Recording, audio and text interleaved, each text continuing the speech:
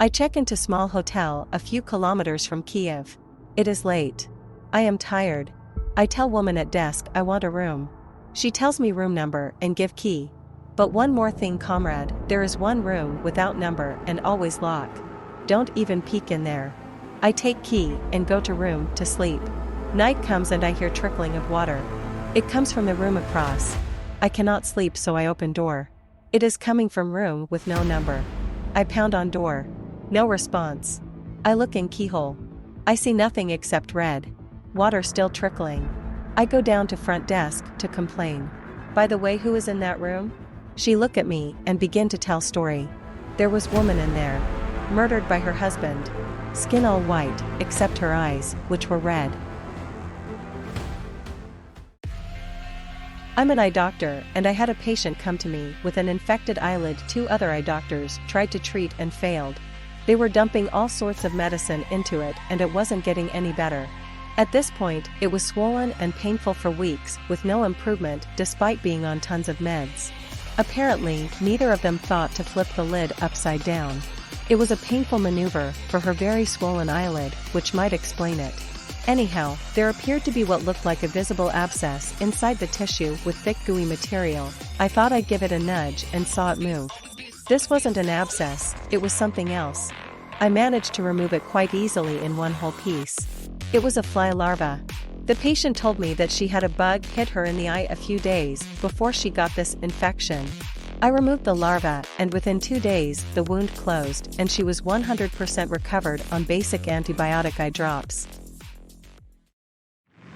One man got lost in the forest. He wandered for a long time and finally came across a hut at dusk. There was no one inside, so he decided to go to bed. But he couldn't sleep for a long time, because there were portraits of some people hanging on the walls, and it seemed to him that they were looking at him ominously. Eventually, he fell asleep from exhaustion. In the morning, he was woken up by bright sunlight. There were no paintings on the walls. They were windows.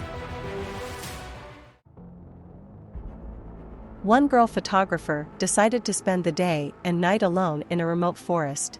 She wasn't afraid because it wasn't the first time she went hiking. She spent the whole day photographing trees and grasses with a film camera, and in the evening settled down to sleep in her small tent. The night passed quietly. The horror overtook her only a few days later. All 4 reels turned out great shots, except for the last frame. That photo was of her sleeping peacefully in her tent in the darkness of the night.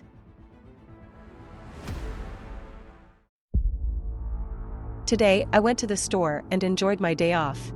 On the way home, I decided to stop by McDonald's for a burger, and after receiving the order, I continued on my way. And when I was driving past the sidewalk with benches, I saw a man sitting on one of them with his head down. He looked up at me as I drove by, and I swear he had a dog's head instead of a face.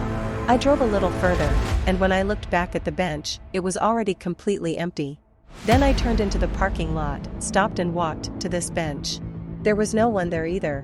I do not know what it was, whether I am going crazy or not, but I continue to believe that it was a man with a dog's head that I saw. It was an ordinary morning, 6 o'clock.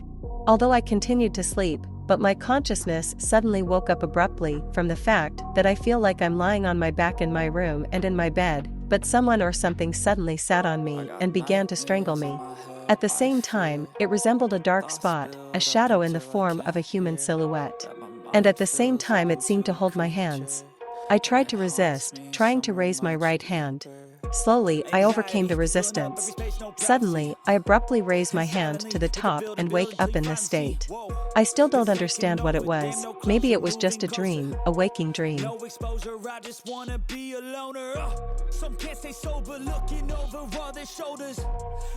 It didn't happen to me, but to my older brother when he was about 4 years old. One day my mom went to the park with him, but my brother flatly refused to get out of the car. When his mother asked him why he didn't come out, his brother pointed to a stump near the road and said that a boy was sitting there and looking at him. My brother was very scared because of this. Later, my mother went to the local library and began looking in the newspapers for incidents related to this place. She found a note that in the 1940s a father and a young son were playing hide and seek in this park and the child disappeared without a trace. Many years later, old trees were cut down in the park and a skeleton of a boy was found in one of the trees. He probably hid in a hollow, but couldn't get out. It was just in the place where the ghost of the boy was seen by my brother. Now my brother is 28 years old, but he still remembers about this case, and it still scares him.